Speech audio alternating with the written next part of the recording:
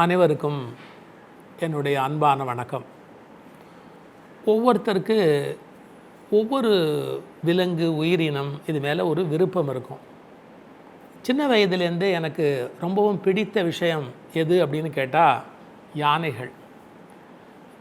என்னுடைய அம்மா கூட சொல்லுவாங்க, டேபிள் கிளாத் எனக்கு சின்ன வயதில் போடுறதா இருந்தால், இல்லை பெட்ஷீட் குழந்தை படுக்கிறதுக்கு போடுறதா இருந்தால் யானை படம் இருக்கிறதுனா நான் ரொம்ப விரும்புவேன் அப்படின்னு சொல்லுவாங்க. என்னுடைய உடல் பருமனுக்கே கூட அது ஒரு காரணமாக இருக்கலாம், அது வேறு விஷயம். எனக்கு பிடித்த ஒரு விலங்கு அப்படின்னா அது ஒரு மெஜஸ்டிக், ஒரு கம்பீரம், ஒரு என்ன சொல்கிறது, ஒரு பெருமிதமான எல்லா சிறப்பும் உடைய ஒரு விலங்கு யானை அப்படின்னு என்னுடைய மனதில் பதிந்திருக்கிற ஒரு பதிவு. இந்த யானையை பற்றி 2 தகவல் நான் ஆச்சரியமான தகவல் தெரிந்து கொண்டேன். அதை உங்களோட நான் பகிர்ந்து கொள்ளணும். இது உங்களுக்கு பயன்படவும் பயன்படாமலாம் போகலாம், அது வேறு சமாச்சாரம். ஆனால் நான் தெரிந்து கொண்ட ஒரு நல்ல செய்தி, அதனால் அதை உங்களோட நான் பகிர்ந்துக்கிறேன். யானையினுடைய துதிக்கை இருக்கு இல்லையா, இந்த யானையினுடைய துதிக்கை அமைப்பில் அதுக்கு எவ்வளோ ஒரு அருமையான ஒரு படைப்பை இயற்கை அல்லது இறை வழங்கி இருக்கிறது. என்னை பொறுத்த வரைக்கும் இயற்கைக்கும் இறைக்கு நடுவில் எந்த வித்தியாசமும் இல்லை. இறையினுடைய உடல் தான் இயற்கை. பல பேர் அதை புரிஞ்சுக்காமல் இயற்கைன்னு நாஸ்திகத்தில் பிடிவாதம் பண்ணுவாங்க. இல்லை அதெல்லாம் படைச்ச இறைன்னு தனியாக ஒன்று இருக்குன்னு நாஸ்திகத்தில் அவங்களாம் பிடிவாதம் பண்ணுறதுக்குனே பிறந்தவங்க. அவங்கள நம்ம ஒன்றுமே மாற்ற முடியாது. இறைங்கிறது ஒரு ஆற்றல், ஒரு ஒரு உணர்நிலை. அதனுடைய உடம்புன்னு எடுத்துக்கிட்டால் அது இயற்கைன்னு எடுத்துக்கணும், அவ்வளோதான். இப்போ எனக்கும் என் சரீரத்துக்கும் இடையில் எப்படி ஒரு பிணைப்பு இருக்கோ அது மாதிரி அதை அப்படி எடுத்துக்கொள்ள வேணும். இந்த துதிக்கை இருக்கு இல்லையா, இந்த துதிக்கையில் ஒரு பெரிய அழகு அப்படின்னு கேட்டால், எவ்வளவு கனமான ஒரு உலக்கை, சங்கிலி இதெல்லாம் தூக்க முடியுமோ அதே மாதிரி ஒரு இத்தினூண்டு குண்டூசியை தூக்க முடியும்.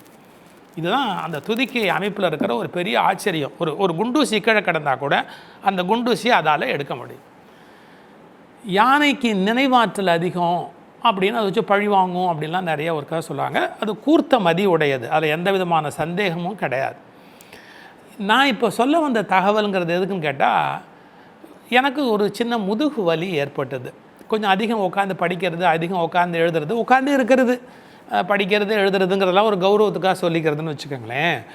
அதிகம் உட்காந்துருக்க வேண்டிய ஒரு சூழல். ஒரு லாக்டவுன் பீரியடில் வேறு என்ன பண்ண முடியும், ரொம்ப நேரம் உட்காந்துருக்க வேண்டியிருக்கு. அது மாதிரி உட்காந்துருப்பதால் ஒரு முதுகு வலி எனக்கு உண்டாச்சு. அப்போ இந்த முதுகு வலியிலேருந்து வெளியே வரணும் அப்படின்னா என்ன பண்ணுறது அப்படின்னு சில தகவல்கள் திரட்ட ஆரம்பித்தேன். நடக்கிற பழக்கத்தை நாம் சரியானபடி கொண்டு போனால் முதுகு வலியிலேருந்து வெளியே வரலாம். நடக்கிறதுக்குன்னு ஒரு பழக்கம் இருக்குது அப்படின்னா என்னடா இது அப்படின்னு, இந்த தாய்ச்சி, அதாவது சீனர்களுடைய ஒரு வித்த முறை இருக்குது. அவங்க நிறைய டெக்னிக் சொல்லி கொடுக்குறாங்க, இன்னென்ன மாதிரியெல்லாம் இருக்கணும் அப்படின்னு, உடலை நம்ம நல்லபடியாக வச்சுக்கணும் அப்படின்னா. அப்போ அவங்க என்ன சொல்கிறாங்க, யானை எப்படி நடக்குமோ அது மாதிரி நடக்கிறதுக்கு பழகணும் அப்படின்னா. எனக்கு ஒரு நல்ல தகவல், அடடே யானையோட நடையில் எவ்வளோ பெரிய சிறப்பு இருக்கா, அப்படி என்ன சிறப்பு அப்படின்னு தேட ஆரம்பித்தேன். நீங்கள் யானை நடக்கும்போது நீங்கள் கவனிச்சிங்க அப்படின்னா, இதனுடைய பாத பகுதி இருக்குது பார்த்தீங்களா, டோ, இந்த கால் பகுதி அது பூமியில் ஊனும்போது இந்த முன்பகுதியை தான் அப்படி முன்னாடி ஊனுமா. இவ்வளவு வெயிட் இருந்தால் கூட இந்த வெயிட்டை இது பாருங்கள், இந்த முன்பகுதி இருக்கு இல்லையா, காலோடைய முன்பகுதி, அந்த முன்பகுதியை அது பூமியில் ஊனுமா. அதில் 2 நன்மை இருக்கான். என்ன, அது நடக்கிறது மற்ற யாருக்குமே தெரியாது. இப்போது யானை வருதுன்னு சொன்னால் மற்ற விலங்குக்கு தெரியணும் இல்லை, தெரியவே தெரியாது. கூட்டமாக யானை நடந்து வந்தால் கூட அது பூமியில் நடந்து வருதுங்கிற அதிர்வு யாருக்குமே தெரியாது. எவ்வளோ பெரிய ஆச்சரியம் பாருங்கள். ஒரு யானையோட எடை என்ன, 6000 பவுண்ட்ஸுக்கு மேலே இருக்கும் அப்படிங்கிறான். டன்னாக அதனுடைய வெயிட் சொல்கிறான். அது ஒரு நாளைக்கு அது சாணமாக வெளியில் தள்ளுறதே கிலோ கணக்கில் அப்படிங்கிறான். அது இலத்தழைகளை சாப்பிட்டுட்டு கீழே தள்ளுறது அவ்வளவு அப்படிங்கிறான். அதனுடைய உடல் வெயிட் ரொம்ப கூட. விலங்கினங்களில் அதிக இன்றைக்கி இருக்கிற அவைலபிள் விலங்குகளில் இதை விட கனமாக இருந்திருக்கு சில விலங்குகள்லாம், டைனோசர் மாதிரி. ஆனால் இப்போ உலகத்தில் வாழ்கிற விலங்குகளில் அதிகமான எடையுடைய ஒரு விலங்கு யானை அப்படின்னு ஒரு குறிப்பு வச்சுருக்காங்க. ஆனால் அது நடக்கிறது யாருக்குமே தெரியாது. எவ்வளோ பெரிய ஆச்சரியம் பாருங்கள். அந்த முன் பாதத்தை அப்படி லேசாக அப்படி ஓடி அப்படி நடக்குமா. அது அசைவு பின்னாலேருந்து கொடுக்குமா. தன்னுடைய பின்பக்கத்துலேருந்து அந்த அசைவை கொடுக்கறதால முதுகு வலி வரத்துக்கு வாய்ப்பில்லை. இப்போ விலங்குகளுக்கே வரத்துக்கு வாய்ப்பில்லை, ஏன்னா அது உட்கார்றது இல்லை. நாம் உட்கார்றதால தான் நமக்கு முதுகு வலி வருது. நாம் மூமெண்ட் கொடுக்கும்போது அந்த முதுகு பின்பக்கத்துலேருந்து கொடுக்கணும், அசைவை ஜர்க்க. ஆனால் முன்னாடி பாதம் படிகிற போது நுனி பாதம் படியும்படியாக நடக்கணுமா. ஏன் யானையினுடைய நடைய சொல்கிறாங்க? புலி, சிங்கம், ஒட்டகம், ஒட்டக சிவிங்கி, சிறுத்தை, எத்தனை விலங்கு நடக்குது காட்டில், அடையப்பா ஏகப்பட்ட விலங்கு நடக்குது. எல்லாத்தையும் விட்டுட்டு யானையை சொல்கிறாங்களே ஏன்னா, காட்டிலேயே அதிகமாக நடக்கிற ஒரே விலங்கு யானை தான். அவரேஜாக சொல்கிறாங்க, இந்த மேற்கு தொடர்ச்சி மலையில் இருக்கிற யானைகள்லாம் 150 கிலோமீட்டர் ஒரு நாளைக்கு நடக்குமா. ஆனால் கொஞ்சம் கொஞ்சமாக இப்போ குறையுது, அதுங்களுக்கு அந்த போக்கு போகுது அப்படிங்கிறாங்க. 150 கிலோமீட்டர் அப்படி தாவரங்களை மேலே எட்டுற லெவலுக்கு பறிச்சுக்கிட்டே நடந்துக்கிட்டே போகும். பாருங்கள், இந்த உடம்பு அவ்வளவு வெயிட்டு, டன் கணக்கான வெயிட்டு. அதை தூக்கிக்கிட்டு 150 கிலோமீட்டர் நடக்கணும். 1 கிலோமீட்டர் 2 கிலோமீட்டர் இல்லை, சமதளம் இல்லை, காடு, தரையெல்லாம் மேடு பள்ளமாக இருக்கும், அதில் நடக்கணும். அது 150 கிலோமீட்டர் ஆவரேஜாக நடக்கக்கூடிய சக்தி உடையது யானை. அவ்வளோ நடக்குதாங்கிறது வேறு விஷயம், குறைச்சி நடக்குதுங்கிறாங்க. ஆனால் இப்போ சில யானைகள்லாம் 40 கிலோமீட்டர் 30 கிலோமீட்டர் தான் நடக்குது, அதுக்கப்புறம் நடக்கிறது இல்லை அப்படிங்கிறாங்க. பட் நல்ல ஆரோக்கியமான யானைகள் 150 கிலோமீட்டர் சர்வசாதாரணமாக நடக்கும். இவ்வளவு பெரிய வெயிட்டை தூக்கி நடந்தாலும் அதுக்கு கால்வலி வராது. அதுக்கு வரேன், அந்த மாதிரி அது நடக்கிற முறை யானையினுடைய நடையில் சிறப்பு இருக்குது அப்படின்னு அந்த தாய்ச்சி இருக்கு இல்லையா, அந்த பகுதியை நான் ஒரு ரெஃபரன்ஸுக்கு வேறு ஏதோ பார்க்கும்போது இந்த தகவல் கிடைச்சது. இது விடுங்க, இது ஒரு சயின்ஸ் சம்மந்தமான விஷயம், ஏன்னா விலங்கியல் நமக்கு. அது இலக்கியத்துக்கு போய் பார்த்தா சிறந்த நடைக்கு இலக்கணம் சொல்லும்போது என்ன சொல்கிறாங்க? ஒரு லேட்டஸ்ட்டில் கொஞ்சம் பழைய சினிமா பாட்டு பல பேருக்கு தெரியும். தேக்கு மரம் உடலை தந்தது, சின்ன யானை நடையை தந்தது அப்படின்னு காதலனை வர்ணிக்கிறா. அவன் உடல் நல்ல பலமாக இருக்குது, தேக்கு உடலை தந்தது, சின்ன யானை நடையை தந்தது, யானை மாதிரி நடந்தான் அப்படின்னு பாடுறான். இந்த பாட்டில் ஒரு சின்ன தப்பு கூட கண்டுபிடிக்கலாம். சின்ன யானை கொஞ்சம் குதிக்கும். சின்ன யானைன்னு ஒரு வண்டிக்கே பேர் வச்சுருக்கோம், அதுவே குதிக்கும். சின்ன யானை வாங்கிட்டு சில பேர் குதிப்பான், அவன் வேறு சமாச்சாரம். இந்த சின்ன யானையே குதிக்கிற இயல்புடையது. பட் மெஜஸ்டிக்கான யானை 30 வயசு யானை தான், 70 வயசு ஆவரேஜாக அது வாழுது அப்படிங்கிறான். 30-35 வயசில் தான் அது பருவத்துக்கு வருது. அதாவது ஜீவ உற்பத்தி, அடுத்த தலைமுறையை உற்பத்தி பண்ணக்கூடிய ஆற்றல் அது 30-35 வயசில் தான் அதுக்கு அதிகமாக அமையுது. சின்ன யானை அப்படி இல்லை, குதிச்சுக்கிட்டே இருக்கும். அது கொஞ்சம் அப்படி இப்படிமா ஆடிக்கிட்டே இருக்கும். ஒருவேளை இந்த கதாநாயகனை வர்ணிக்கிற போது வயசுக்கு தகுந்த மாதிரி இல்லை, சின்ன யானை மாதிரி குதிக்கிறாரு அப்படின்ற அர்த்தத்தில் அந்த பாட்டு தான். ஆனால் உண்மையில் யானையினுடைய நடை இலக்கியங்களில் பெருமையாக பேசப்பட்டிருக்கு. நான் அதுக்கு ஒரு 2 உதாரணம் சொல்கிறேன். கம்பராமாயணத்தில் சீதா கல்யாண பகுதி வரும், சீதையை கல்யாணம் பண்ணுற பகுதி. அப்போது இவர் விஸ்வாமித்திர முனிவர் 2 பேரையும் அழைச்சிட்டு வருவார். அப்படி உள்ளே ஜனகருடைய அரண்மனைக்கு அழைத்து கொண்டு வருவார்.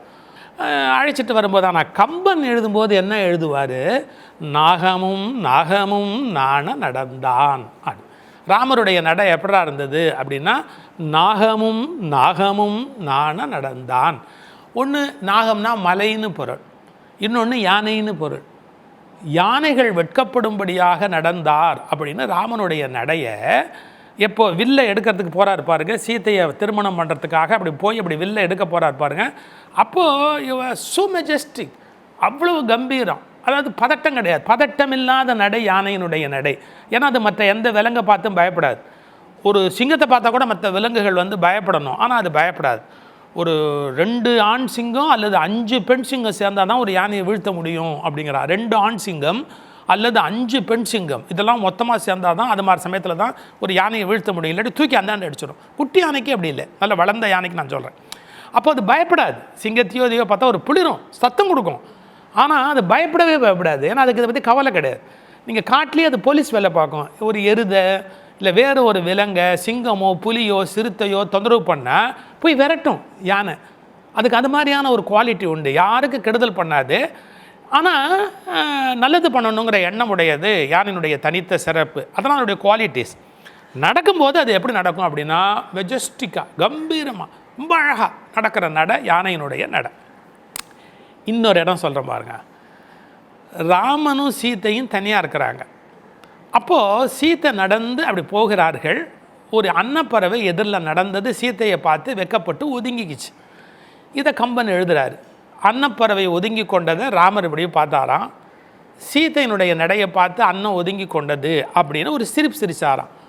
ஓதிமம் ஒதுங்க கண்ட உத்தமன், ஓதிமம் ஒதுங்க கண்ட உத்தமன், உழையலாகும் சீதை தன் நடையை நோக்கி சிறியதோர் முறுவல் பூத்தான். சின்னதாக ஒரு சிரிச்சாராம். அந்த அன்னப்பறவை சீத்தையை பார்த்து வெக்கப்பட்டு நின்றுடுச்சு அப்படின்னு. சிறியதோர் முறுவல், அந்த சிறியதோருங்கிறத நிறைய அழகு. காட்டில் இருக்கிறான், மனைவியோடு இருக்கிறான், பொறுப்புணர்ச்சியோடு இருக்கிறான், காப்பாற்றணுமேன்ற கவலையோடு இருப்பான். பெருசாக சிரிக்க முடியாது, மென்மையாக ஒரு சிரிச்சாராம். சிறியதோர் முறுவல் செய்தான். இந்த செய்தானில் ஒரு குறிப்பு இருக்குது, செயற்கையாக செய்கிறது செய்தல்னு பேர். அப்படி ஒரு லேசாக சிரிச்சாராம். சீத்தை பதிலுக்கு சிரித்ததை எழுதுகிறார் கம்பன். போதகம் ஆண்டு நீர் உண்டு மீளும், அதாவது யானை தண்ணி குடிக்கிறதுக்கு வருதில்ல, குடிச்சிட்டு மாதவள் தானும் ஆண்டு நீர் உண்டு மீளும் போதகம் நடப்ப நோக்கி புதியதோர் முறுவல் பூத்தாள். யானை தண்ணி குடிச்சிட்டு திரும்பி போகுது பாருங்கள், அந்த தண்ணி குடிச்சதுக்கு அப்புறம் அது ஒரு தெம்பாக நடக்குது, நல்ல ஆற்றலோடு நடக்குது. அந்த நட ராமனை பார்த்தோடனே அது கொஞ்சம் ஒதுங்கிக்கிச்சான்.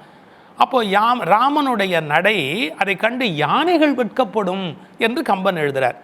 இப்போ பாருங்கள், நான் எங்கேயோ படிக்கிற தாய்ச்சியில் இந்த விலங்குகள் நடையிலேயே கற்றுக்கொள்ள வேண்டிய நடை யானையினுடைய நடை, அதுதான் சிறந்த நடை அப்படின்னு எழுதுகிறான்.